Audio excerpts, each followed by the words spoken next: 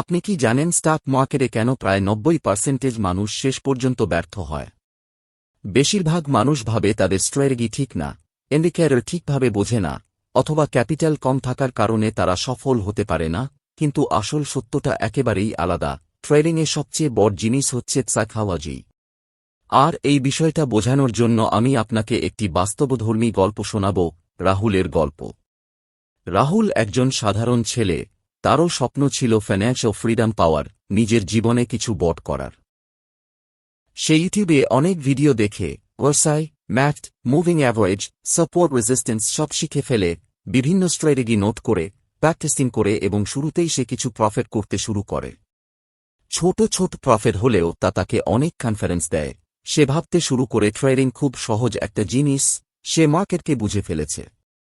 কিন্তু মার্কেট কখনোই কাউকে বেশি দিন ওভার কনফিডেন্সে থাকতে দেয় না। কিছুদিন পরেই রাহুলের প্রথম বড় লস হয়।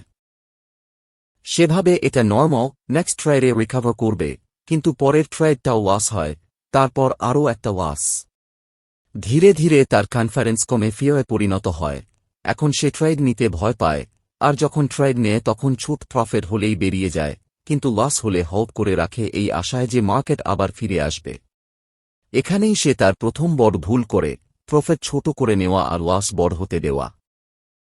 এরপর একদিন রাহুল সম্পূর্ণ হতাশ হয়ে যায়, তারা লস জমতে থাকে, এবং সে সিদ্ধান্ত নেয় আজ সে তার সব লস রিকভার করে তবেই উঠবে। এখান থেকেই তার সবচেয়ে বড় পতন শুরু হয়। সে ইমোশনে ভেসে ট্রেডিং করতে থাকে, কোনো প্রপার অ্যানালাইসিস ছাড়াই ট্রেড নেয়, পজিশন সাইজ বাড়িয়ে দেয়, রিস্ক ম্যানেজমেন্ট ভুলে যায় এবং রিভেঞ্জ ট্রেডিং শুরু করে। প্রতিটা লসের পর সে ডাবল আমাকে ট্রেড নিতে থাকে, যেন দ্রুত সব রিকভার করতে পারে, কিন্তু মার্কেট কখনোই কারো ইমোশন বুঝে না। মার্কেট শুধু ডিসঅ্যাপয়েন্ট আর পেশেন্সকে রিওয়ার্ড করে। খুব অল্প সময়ের মধ্যেই তারা প্রায় শেষ হয়ে যায়। রাহুল সম্পূর্ণ শাক হয়ে যায়, কারণ তার কাছে নাওয়াজ ছিল, স্ট্র্যাটেজি ছিল, তবুও সে হারল। এখানেই 90% ট্রেডার ফেল করে, কারণ তারা ভাবে প্রবলেম স্ট্র্যাটেজিতে, কিন্তু আসলে প্রবলেম তাদের মাইন্ডসেটে।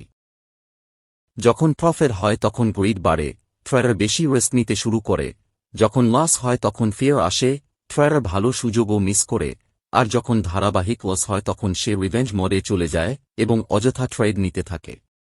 এই সাইকেলটাই একজন ট্রেডারকে ধীরে ধীরে শেষ করে দেয়। রাহুলও ঠিক এই ট্র্যাপে পড়ে গিয়েছিল। কিন্তু এখানেই গল্প শেষ নয়, কারণ প্রতিটা ফেলও একটা শিক্ষা দেয়।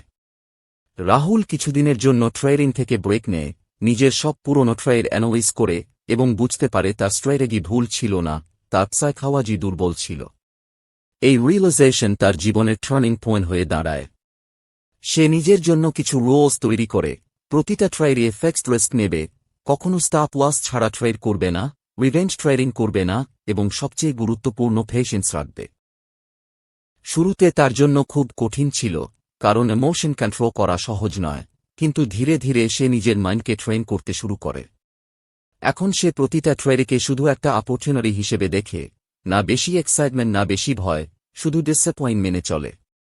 কয়েক মাস পর তার রেজাল্ট বদলাতে শুরু করে, এখন তার লস ছোট হয় এবং প্রফিট বড় হয়, তার কনফিডেন্স ফিরে আসে, কিন্তু এবার ওভার কনফিডেন্স ছাড়া। আর এভাবেই রাহুল ধীরে ধীরে একজন কনসিস্টেন্ট প্রফিটেবল ট্রেডার হয়ে ওঠে। এখানেই 90% লুজার আর 10% উইনের পার্থক্য। উইনাররা মার্কেটকে নয়, নিজেদেরকে কন্ট্রোল করতে শেখে। তাই আপনি যদি সত্যি ট্রেডিংয়ে সফল হতে চান, তাহলে চার্ট বা ইন্ডিকেটরের আগে নিজের মাইন্ডকে কন্ট্রোল করতে শিখুন, কারণ মার্কেটের সবচেয়ে বড় এনিমি আর কেউ নয়, আপনি নিজেই। আপনি যদি নিজের ফিয়ার, গ্রিড আর ইমোশনকে কন্ট্রোল করতে পারেন, তাহলে মার্কেটে কেউ আপনাকে হারাতে পারবে না।